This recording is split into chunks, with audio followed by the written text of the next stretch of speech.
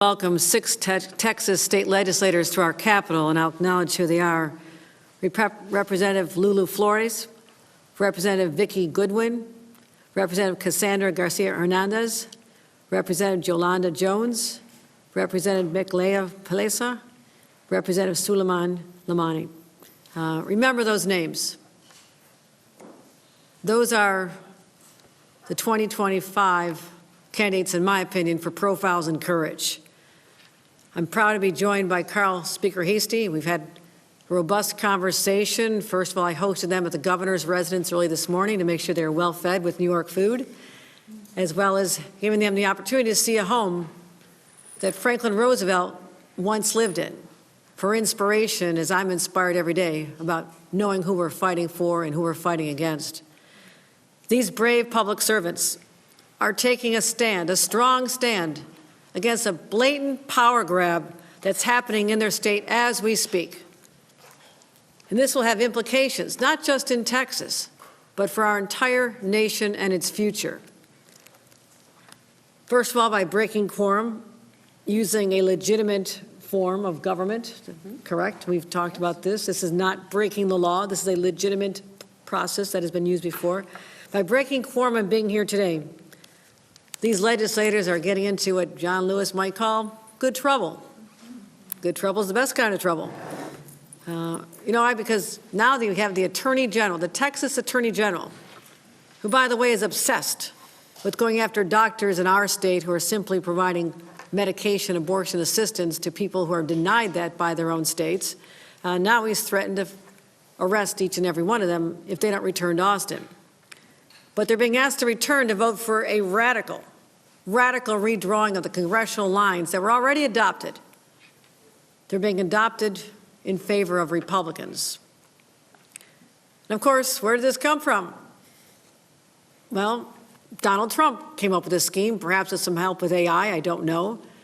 But they have literally redrawn 5 congressional districts, primarily representing communities of color that need the representation.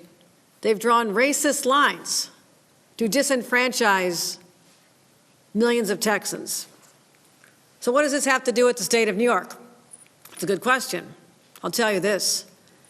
The last 6 months, Donald Trump and his cowardly Republican enablers have pursued an agenda that has destroyed all we hold dear in this country. It's harmed the American people, but also the people I represent in the state of New York. They've denied life-saving health care to millions of people. They've denied food to poor children. Why? All this to give tax breaks to their billionaire buddies. And also now they're crushing the middle class with tariffs, which are simply poorly disguised taxes. We're hearing the news today how everything is going to go up.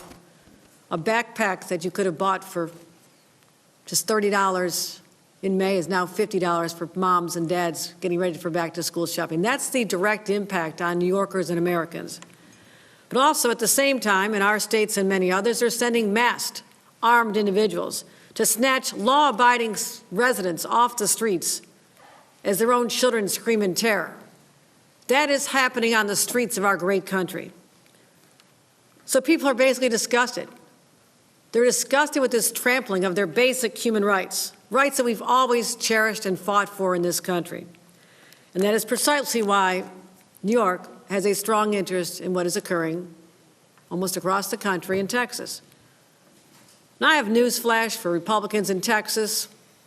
This is no longer the Wild West.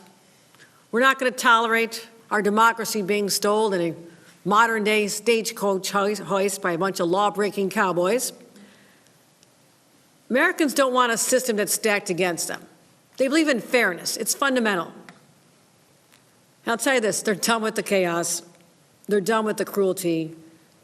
And I would say they're ready to vote Republicans out of power in Washington, certainly in the upcoming 2026 elections. Republicans know this.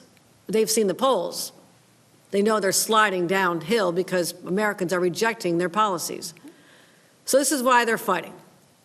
They know they'll lose the elections, but to subvert the will of the people, they're hell-bent on rigging the system. Rigging the system is un-American. Congressional districts are never redrawn mid-decade as they are. But here they are, flagrantly breaking the rules so they can hold on to power. And with that power, they're going to inflict even more pain. And they'd rather eliminate fairness in the system than to proceed knowing they're going to lose. They'd rather silence voters than serve them.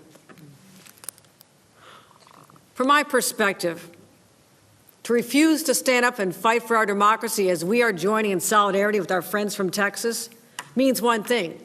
You won't fight for democracy, you're doomed to lose it. For almost 250 years, our democratic experience has been fought for, and it's endured. As governor of a state where many of those early battles took place, we're commemorating them next year. Those battles for freedom were here. That's why I cannot stand by and let this happen, while Donald Trump and his co-conspirator, Greg Abbott, erode our democracy and drag us toward authoritarianism. Now, what Texas and Republican states are doing at the direction of Donald Trump, I say is nothing short of a legal insurrection against our Capitol. Legal meaning they're using the legal process. Does not mean it's legal, and it must be stopped. If Republicans are willing to rewrite these rules to give themselves an advantage, then they're leaving us no choice. We must do the same. There's a phrase, you have to fight fire with fire. That is a true statement of how we're feeling right now. And as I've said, another overused but applicable phrase, all's fair in love and war. That's why I'm exploring with our leaders every option to redraw our state congressional lines as soon as possible. Our state legislative leaders, Carol Hasty, Majority Leader Andre Stewart Cousins, they're on board, as are their members. We're already working on a legislative process, reviewing our legal strategies, and we'll do everything in our power to stop this brazen assault.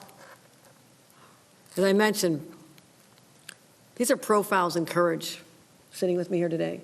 They left their homes, left their families, left their loved ones in a world of uncertainty. But our history is defined by people who are brave patriots, who will not accept the status quo, who believe they must use their voices and their positions to stand up for others.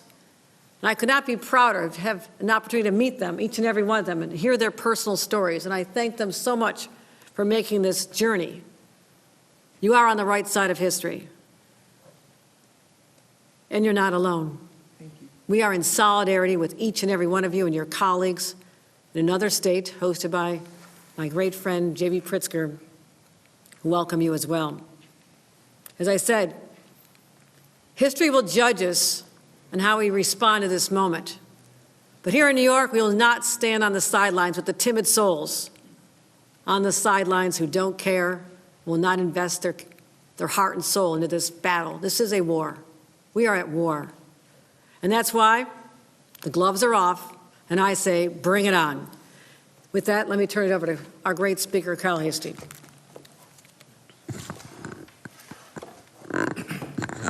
So thank you, Governor, and thank you to our great colleagues from the great state of Texas.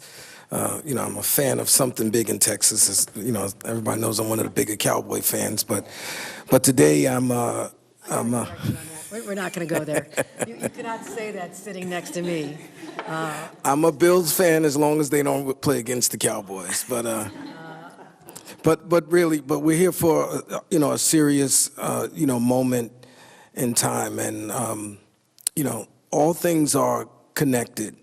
Democrats and some of the editorial boards of some of the very newspapers who are here keep telling us to play fair. And it's very difficult to say play fair when your opponents are playing dirty and using every tool in their tool shed, toolbox to kind of undermine democracy. Since this guy's been sworn in, there's no respect for the Constitution, there's no respect for people, and this, what's happening in Texas is just another prime example. And what we're proposing that maybe what we bring before the voters in 2027. Hope not to have to use it. But sometimes the best way to get a bully to stop being a bully is to remind them that they could also be bullied. So perhaps the Republican members of Congress here in New York could say to their Republican colleagues in Texas, hey, slow down on this because this can also affect us. We'd like the world to play fair. Democracy should be fair.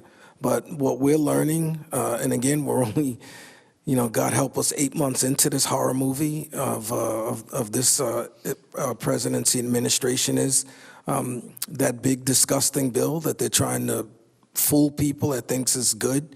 It's just nothing more but just another giveaway to the richest of the rich in this country.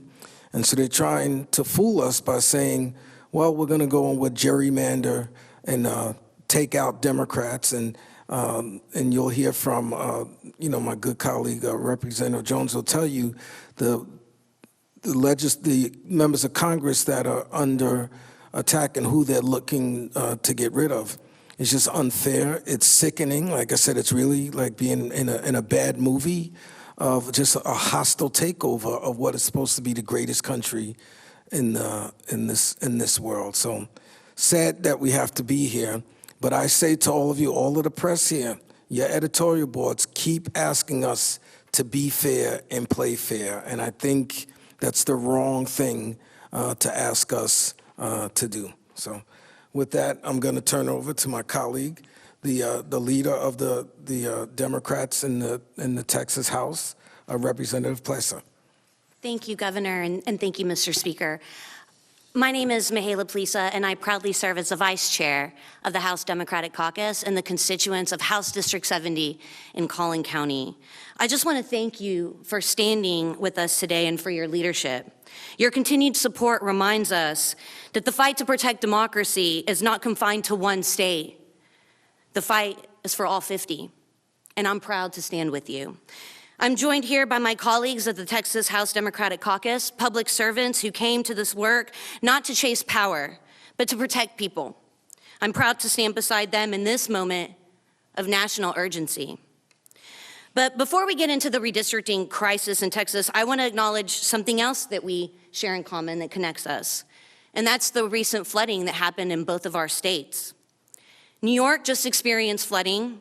They put people over policies, and they declared a state of emergency. In Texas, today marks the 1-month anniversary where over 130 people died, the majority of them being children. An incident that our governor has still failed to attend any funerals for the victims. People are rebuilding their lives. Their homes have been destroyed. They're burying their children. Some of them only have the snuffies that their children were clinging on to for support. Did you guys know that there's a nonprofit that's been started in our state that's trying to help parents find those stuffed animals because it's the last thing their children had? Today on the House floor, House Republicans did not want to put flood relief, disaster relief. They didn't want to do anything for the people of Texas. They're bending the knee to President Donald Trump. The first bill put on the calendar today was a redistricting bill, an attempt to steal power. This cannot be allowed to stand. The playing field has changed, not just for Democrats, but all Americans, and it's time to meet them on the new field. Governor Abbott formed a select committee on redistricting. That committee held 9 meetings. We also had a committee on flood relief. That committee only held 2 meetings. That shows you what our governor is focused on, what House Republicans are focused on. It's not the people of Texas. It's the people in power and how to keep that power. I remember when Trump called Georgia. He called the Secretary of State. He told them, I need to just find 11,780 votes. What did Georgia say? No. Well, Donald Trump called our governor, and he said, I just need a small change. I just need you to send me 5 congressional members. And what did our governor say? Sure. Give me a minute. Coming right up. We were sent to the Capitol to serve the people, not political parties. While Texas are waiting for relief, Republican leaders are redrawing maps to silence voters, hijack our democracy. And this doesn't stop with Texas. If Trump and Abbott secede, it will, give them 5 seats. But then, where else do they go? Ohio? Missouri? Any other Republican legislature with Democratic congresspeople? They're on the chopping block too. Is that fair? Is that just? The fight isn't just about lines on a map. It's about lives on the line. That's why we're here. That's why we're fighting. It's about democracy. It affects every single American. We need Democrats across the country, in state houses, in Congresses, in communities, to say loud and clear, this is not who we are. And this is not what we will accept. This is a rallying cry. This isn't just about the people who voted for us. It's about every American who believes that the power belongs to the people, not one man, not a king. And I will not allow this one man to rewrite the rules of our democracy behind closed doors. This is about representation, about fairness, and about the integrity of our elections. We are not here to resist. We are here to fight. And we are asking for your help in this fight. Thank you so much, Governor. Thank you, Mr. Speaker. Thank you. We'll take questions now from the press. And again, you can hear the depth of passion, how strongly people feel about being on the front line of this fight, even at their own personal cost. And I call on all Americans who love our democracy to stand with the Democrats in Texas at this hour of need. Support them any way you can. And I assure you that the people of the great state of New York will be there with you on the front lines of this war to save all that is great about our country, including its democracy, which has endured for 250 years.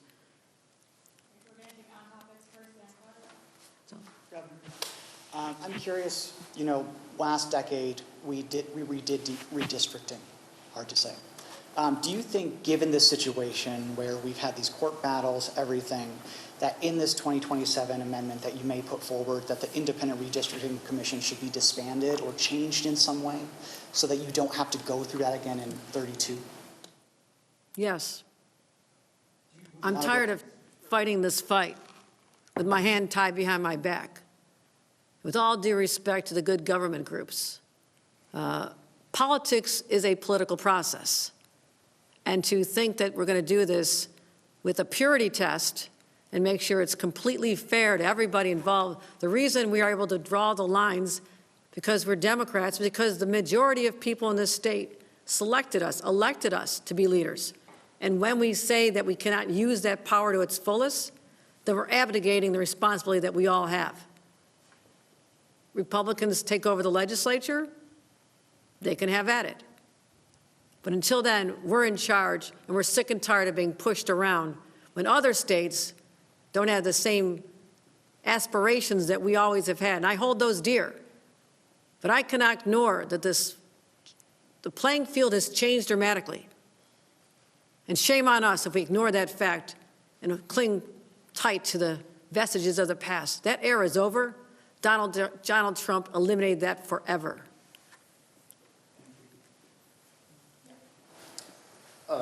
For Representative Plessa and your colleagues from Texas, what is your response to Governor Abbott, accusing you all of, possibly committing a felony by being here and not returning to Austin by this afternoon? Is it safe to say you have no immediate plans and plan to stay here indefinitely? Have you ever heard the saying, Texas says, come and get it, come and take it? That's what we're saying. Look, Governor is very good at manipulating the truth, right? And what he's saying is not completely accurate. He knows that we're using a tool that was given to us by the founders of the Texas Constitution. He knows what the rules are. and he's trying to manipulate the situation to make it play in his favor. It's not going to work. The people of Texas know, they've seen this playbook before, and they want fair maps. I told you, we had 9 hearings on redistricting. We had hundreds of Texans show up against these maps.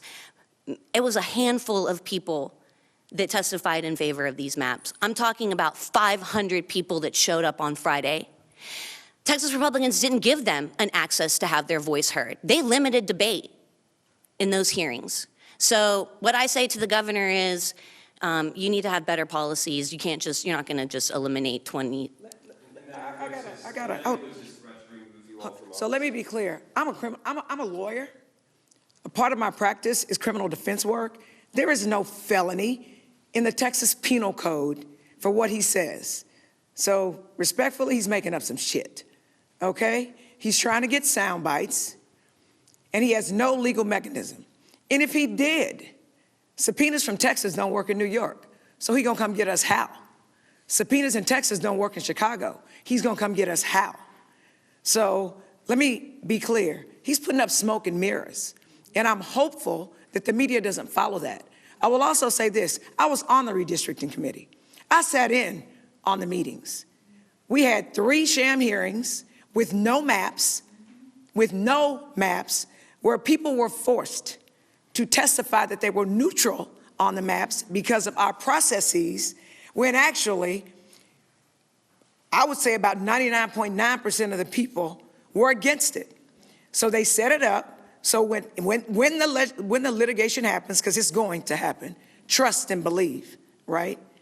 That there will be testimony saying that everybody was neutral on it, which is, excuse my French, a damn lie. Then, when they got the map on Wednesday, and let me be clear, it was the worst kept secret in Texas. I was on the redistricting committee, and I was wondering in January, why am I on the redistricting committee? I mean, it ain't a redistricting year, and we didn't meet once. Right? But this was always the backup plan, always. I sat in on the hearings. It was a joke.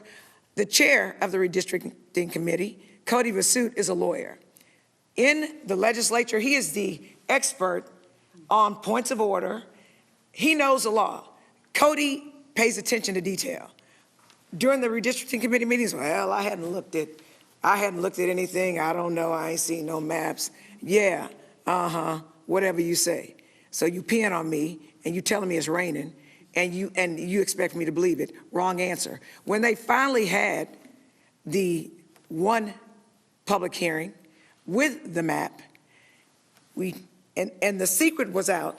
The stuff is gonna get filed on Wednesday and we're gonna have a marathon hearing on Friday, is what they said. The plan was filed on Wednesday and they had a 10-hour meeting on Friday. And the thing that was the most offensive to me as a person who went to these and asked questions about these, and let me be clear, the districts that are targeted overwhelmingly are Black districts, okay? They are pitting Jasmine Crockett against Mark Vesey, and they are pitting Al Green against CD18, where there's a Black representative. If you don't know who sat in CD18, I live in CD18, by the way, Barbara Jordan, Mickey Leland, Craig Washington, Sheila Jackson Lee, and Sylvester Turner. So those are the people they're trying to take out. So I'm real upset about it, and my constituents are real upset about it. But it's really interesting that the map person who says that some law firm drafted the maps and he don't know that much about the maps, I felt like I was in a bad edition of an episode of White Man's Burden. For the most part, he told us, grown people speaking to us as if we were kids, said to us, you need to be happy. We didn't have to give you any hearings in the first place, and we know what's best for you. Well, I respectfully submit that they don't know what's best for us. They do not know what's best for us. And let me also be clear. My constituents demanded that I be here.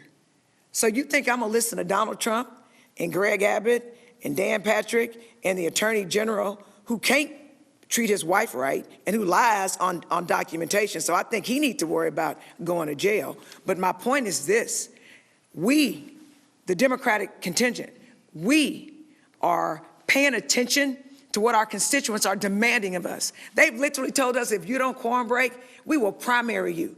That's how important it is.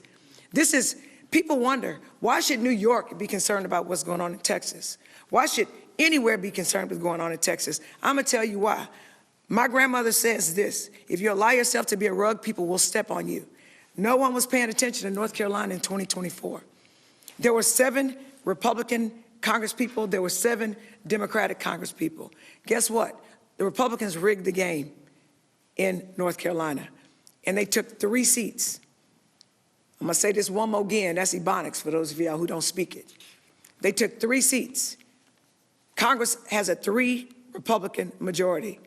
Ding, ding, ding, ding, ding. So we weren't paying attention to what was going on in North Carolina, and look what we have. We got that big, ugly, terrible bill shoved down our throats.